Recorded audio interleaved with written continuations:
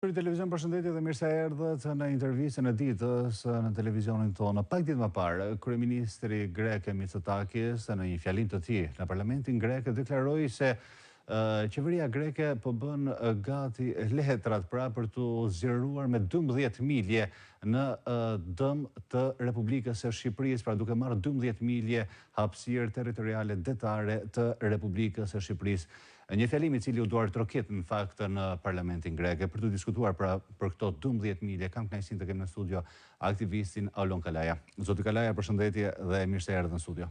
Mirë. Atëherë, siç e thash, pra në parlamentin grek, zoti Mitsotakis tha se do zgjerohet 12 milje në hapësirën territoriale detare shqiptare. Ju, si shoqëri civile, keni zhvilluar një sër protestash duke kundërshtuar pra edhe marrëveshjen detare me Greqinë, keni kërkuar që të hapet çështja Çame, që kjo hapësirë territoriale të kalohet Shqipërisë, keni kundërshtuar edhe varrezat greke në territorin shqiptar. Por pasi do i prekem edhe këtë çështje, fillimisht ju keni patur një takim me presidentin e Republikës, zotin Ilir Meta. Çfarë garancie u dha zoti Meta? Po, Bledi, është e vërtet, ne para 2 ditësh takuam presidentin e Republikës Shqipërisë, zotin Ilir Meta, në vazhdon e konsultimeve që po zhvillon jo vetëm presidenti, por edhe takimeve që po zhvillojmë ne. Përveç presidentit e Republikës Shqipërisë, ne do të vijojmë edhe me takime tjera me aktorë dhe faktorë të ndryshëm në Shqipëri, të cilët kundërshtojnë pikërisht këtë marrëveshje e cila është në dëm të Republikës Shqipërisë, nuk është ndershme, nuk është një marrëveshje historike dhe nuk ka reciprocitet ndërmjet të Greqisë dhe Shqipërisë. Saqë herë ne na duket sikur kemi një marrëveshje Greqi-Greqi dhe jo Greqi-Shqipëri, sepse temat janë gjithmonë të diktuara nga ana e Greqisë në tryezën e bisedimeve dhe nuk kemi asnjëherë një agjendë shqiptare apo një paketë çështje shqiptare për të diskutuar në tryezën e bisedimeve. Ne kemi marrë zotimin, po ashtu edhe Greqia, që të kemi zero probleme me vendet fqinje, por nga ana tjetër Greqia gjithmonë ka kërkuar vetëm ndarjen në detin jon, të 12 miljeve, duhet thënë, për ta shtrirë pikërisht sovranitetin e saj në 12 milje në detin jon në anën greke, ndërkohë nga ana tjetër ka kërkuar për të hequr edhe fjalën çamëri nga tekstet shkollore.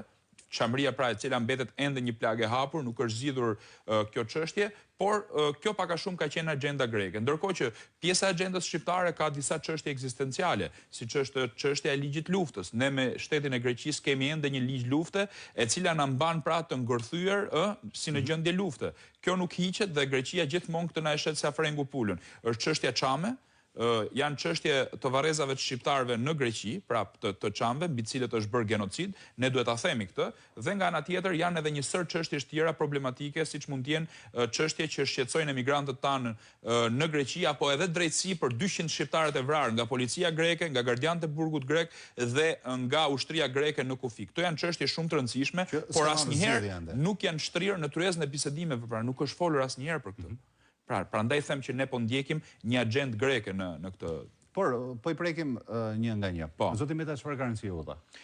Ne i kërkuam presidentit të Republikës Shqipërisë, zotit Meta, i cili në shumicën e rastit na dëgjoi, ne ishim 7 persona, pra një përfaqësi e grupit ton, ku i bëm me dije shqetësimet tona, secili pati kohën e nevojshme për të folur gjatë në lidhje me këtë çështje, ndërkohë nga ana tjetër presidenti i Republikës Shqipërisë ne i kërkuam që ai të ishte garant i kushtetutës, të ngrihej në lartësinë e detyrës, ka marrë përsipër apo jo për të mbrojtur kushtetutën edhe në një organizim që ka bërë në 2 mars të këtij viti, dhe nga ana tjetër ne i kërkuam që ai të ishte vigjilent, të ishte transparent, atë që nuk po e bën kryeministri Rama. Ne ja kërkuam pikërisht presidentit të Republikës Shqipërisë, zotit Ilir Meta, i cili na dha garancinë nga ana tjetër që do të ishte në krahun ton, pra në krahun e njerëzve, patriotëve, të cilët po kërkojnë transparencë. Është bërë udhës Bledi që ne gjithmonë i marrim lajmet nga mediat greke. Kjo është një fatkeqësi e madhe, që do të thotë media shqiptare ose më saktë kryeministri i Shqipërisë, zoti Rama, nuk bën transparente pikërisht këtë çështje. Kemi Kyriakos Mitsotakis, i cili del në parlamentin e Greqisë dhe bën thirrje që atë që ju keni bërë me fjalë, unë do ta bëj me vepra, pra zgjerimin e Greqisë me 12 milje, ndërkohë kryeministri i Shqipërisë hesht. Akoma më keq, Ministria e Punëve të Jashtme të Greqisë, të Shqipërisë, e bëra pa dashje këtë lapsus, po kështu është, kemi zotin Gent Cakaj, i cili flet sikur të ishte ministri i Punëve të Jashtme helenik, pra.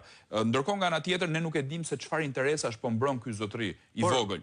Rama nga ana tij, zoti Kalaja, ka thënë se nuk ka marrëveshje me Greqinë pa patur një marrëveshje me presidentin Meta, pasi thotë që gjithë marrëveshja kalon fillimisht nga presidenti Meta dhe zoti Meta sipas Ramës është edhe një garantor i kushtetutës. Presidenti Meta nuk ka informacion për këtë marrëveshje. Është qësimi ngritur pa diskutim që po.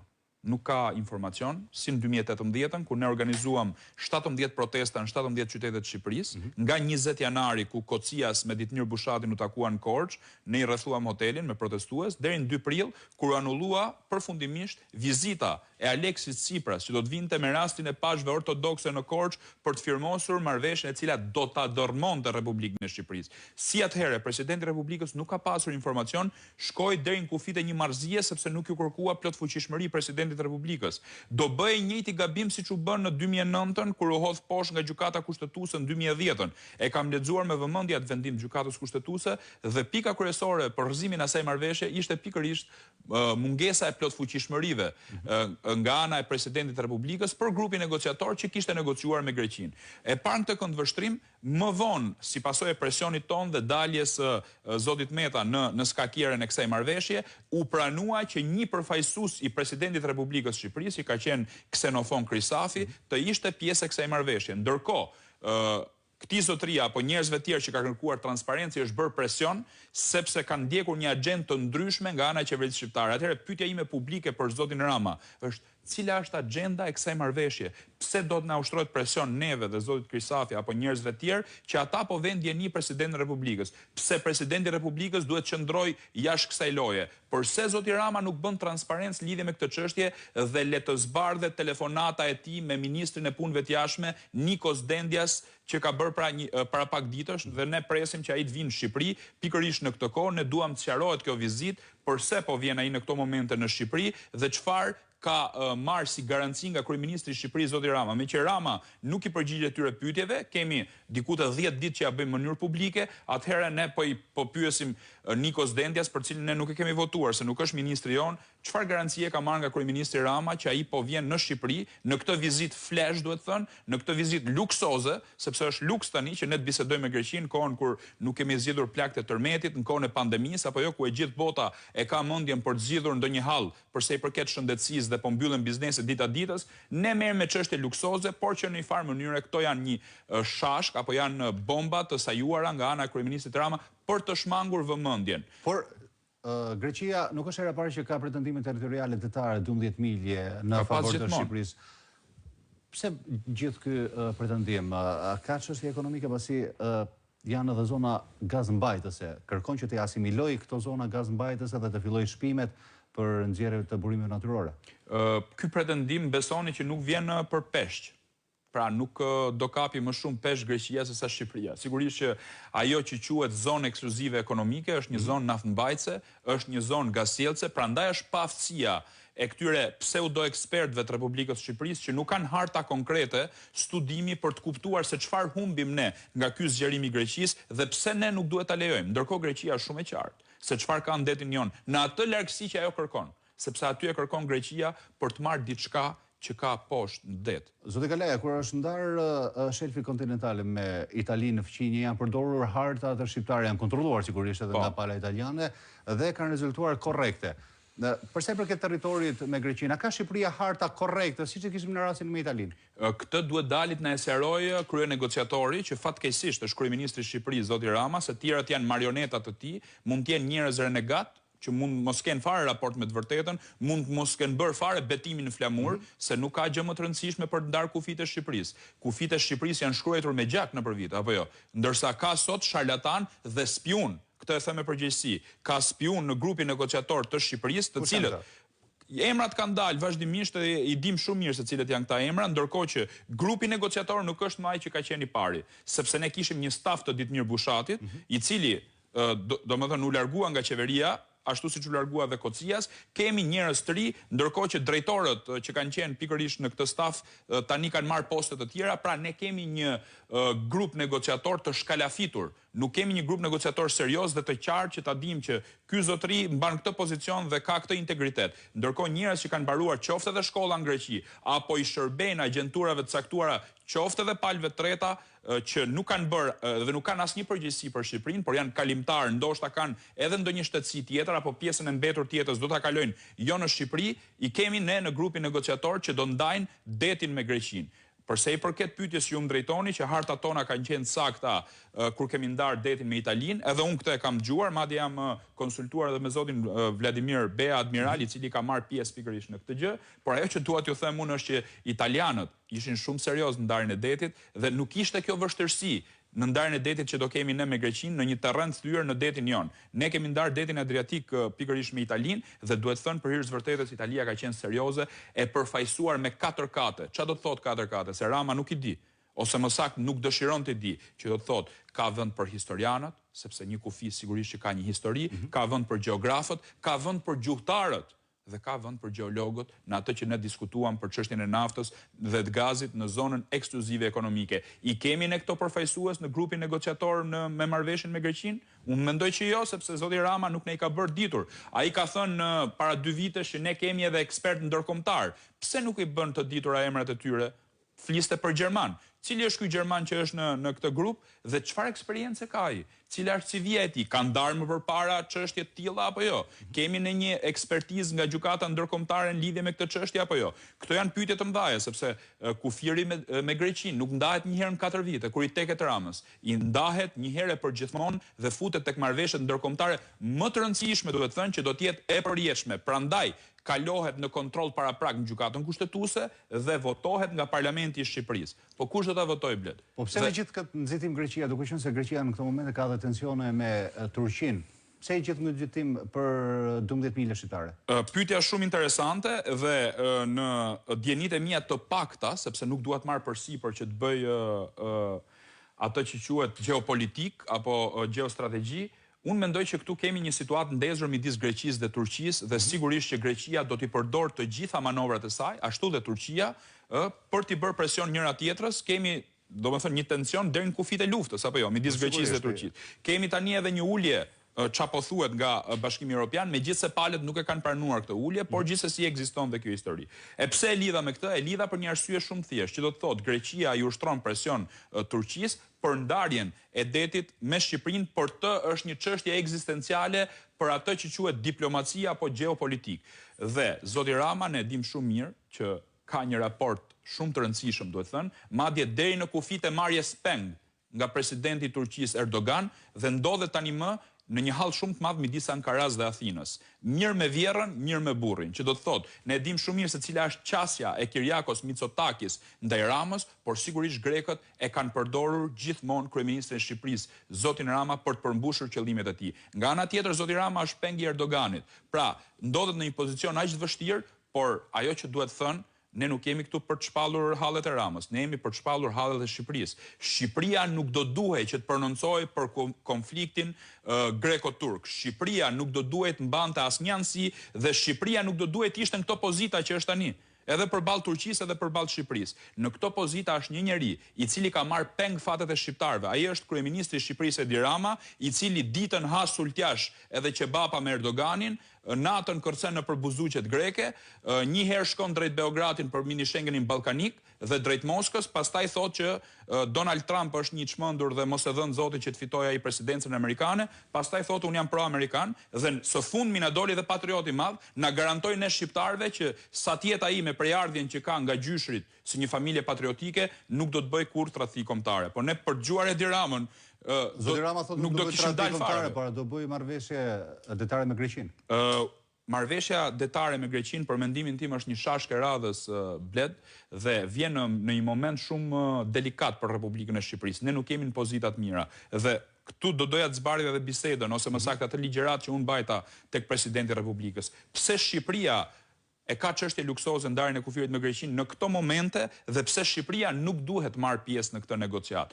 Arsyeja e parë është që zoti Rama nuk është legjitim qeverisin e tij dhe është në vitin e fundit të mandatit të tij, na ndajnë dhe 3 muaj apo jo si kryeministër, ku mund mos jetë më kryeministër i Republikës së Shqipërisë. Cili është ky njeri që do vendos për të ardhmen e shqiptarëve kur ka vetëm 3 muaj në qeverisje. Pra, do jetë një skenar shumë i rrezikshëm që kjo marrëveshje të bëhet tani. Kjo është pika e parë. Shqetësimi i dytë që kam unë është mungesa e gjykatës kushtetuese. Nuk mund të bëjmë në një marrëveshje pa kaluar në kontrollin paraprak të gjykatës kushtetuese, kur ne e dim shumë mirë që kemi një precedent 2010-s. Gjykata kushtetuese e Republikës së Shqipërisë është shprehur që marrëveshja me Greqinë nuk ishte e lishme, pra nuk ishte legjitime. Pra, pikërisht në këtë këndvështrim, unë them që vetëm një i çmendur si kryeministri Rama, i çmendur politik, mund të bëjë një lëvizje të tillë për të bërë një marrëveshje me Greqinë në mungesë të gjykatës kushtetuese. Është garancia e shqiptarëve kjo. Nuk na jep zoti Rama. Dhe pika 3, m'fal Blet që ta përfundoj, kush do ta votojë këtë marrëveshje? Parlamenti i cunguar, që nuk ka 140 deputet. Parlamenti me analfabet funksional, që nuk e din se ku kanë kokën, njerëz të shitur dhe të blerë nga Tauland Balla, që ju kanë ndryshuar jetën, deri dje ishin njerëz rrugë që kishin borxhe, sot bredhin me Range Rover dhe kanë shtëpia në blok. Këta njerëz kanë integritet për të vendosur për fatet e Shqipërisë. Këta janë deputet kukulla, renegat.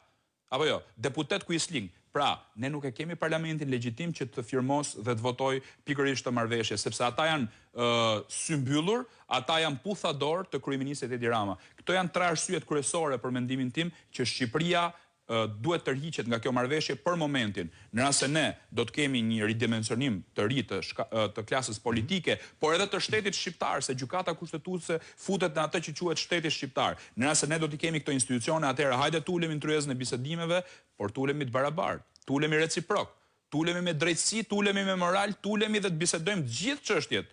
Jo vetëm ato çështje që interesojnë Greqisë. Ju thoni që nuk kemi gjykatë kushtetuese, nuk kemi një parlament funksional, pra kjo marrëveshje nuk bëhet. Gjithashtu thoni që është edhe një shashk e kryeministrit Edi Rama, duke shfrytzuar edhe momentin pandemik, të cilën ka përfshirë Shqipërinë. Çfarë ka? Ka ndonjë një marrëveshje në hije? Po, shumë më drejt, falenderoj për pyetjen. Unë mendoj që pas gjithsej furtunën got, ka një marrëveshje në hije. Cila është kjo? Marrëveshja në hije është ajo që quhet Autostrada Milot Fier, me shifrën e jashtëzakonshme, me shifrën fantastiko-shkencore, 1.2 miliard euro dhe jo për 115 kilometra sa ne i shesin këta, se 64 kilometra janë ndërtuar tani më. Do kemi vetëm 51 kilometra të reja në rrugë fushore, jo siç u bë rruga Kombit. Dhe do kushtojnë 1.2 miliard euro. Pyetja e madhe është 1.2 miliard euro do kushtojnë 51 kilometra.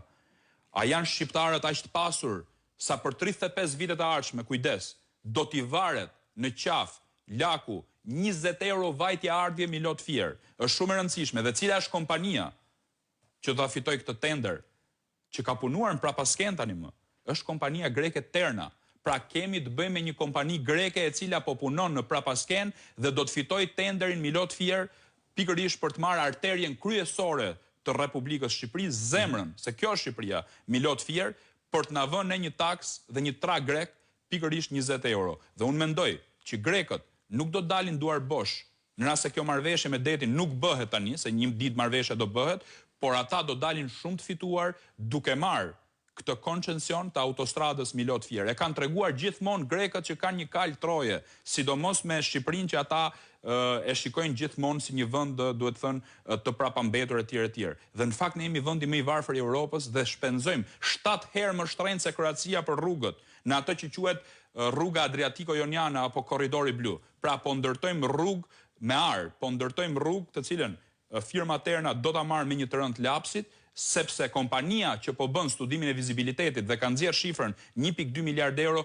është një firmë aleate e kompanisë Terna dhe ka punuar në prapasken për të demotivuar biznesin shqiptar. Dhe e dini se çfarë do ndodh për 35 vitet e ardhshme nga Shqipëria, nga paratë tua dhe të mijat dhe atyre që na dëgjojnë tani, kjo firmë greke që quhet Terna do marr 4 deri në 6 miliard euro që do të nxjerr kapital nga Shqipëria dhe do t'i çojë në Greqi. A mos ndoshta do ishte më mirë që këto paratë mbesnin në Shqipëri për punëtorët tanë, për kapitalet tona? Apo t'ju marr dhe një shembull tjetër. Keni në Greqi, keni dëgjuar ndonjëherë që ndonjë firmë shqiptare ka marrë ndonjë tender në Greqi? Ende jo. Po nuk bëhet fjalë, pra ata e mbrojnë biznesin e tyre. Po çështja jonë cila është, hajde t'ja japim aeroportin filan firme, hajde t'ja japim grekut trau në Milot Fier. Pra, pastaj marrëveshje absolutisht që fshihet ky lloj koncencioni. Kjo është e vërteta e madhe dhe kryeministri Rama nuk mund na bëj dot moral me lugën boshë neve. Dhe grekët do të thonë që me vërtet nuk u bë marrëveshja, ë?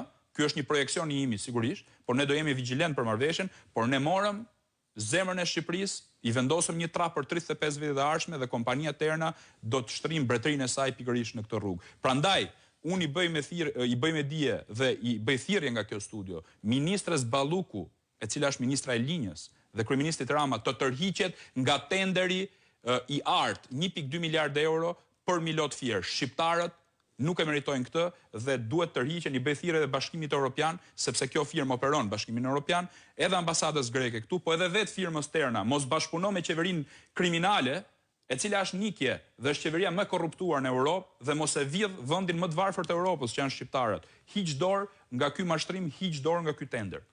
Zotë Kalaj, edhe në pyetjet e fundit, pasi jemi në limitet, a do vazhdoni me protestat tuaja për të kundërshtuar për marrëveshjen detare, gjithashtu edhe për të bërë denoncime të tilla, të cilat siç e përsolle edhe në Syri Televizion për kompaninë Terna që do marr rrugën Milot Fier?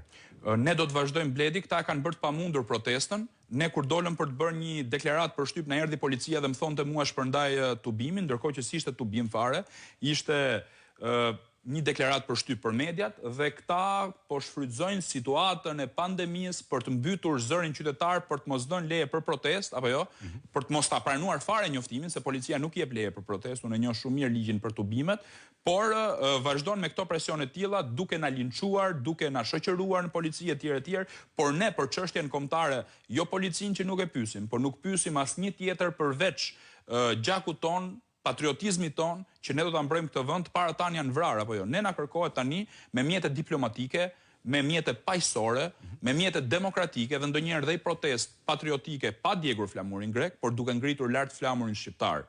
Pa thirrje raciste kurrë, pa thirrje antikushtetuese, por si një patriot vërtet, si patriot modern, sepse ne nuk jemi njerëz me bisht apo jo. Ne dim të ngrihemi, të protestojmë dhe të reagojmë në mënyrë moderne.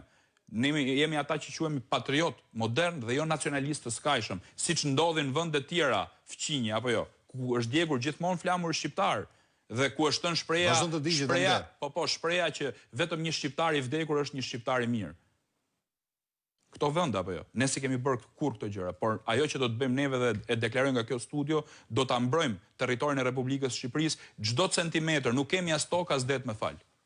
Zotë Kalaj, ju falenderoj që erdhët në Syri Televizion. Faleminderit. Ishte kjo intervista ditës, unë ju falenderoj për vëmendjen e bashkë mirupafshim.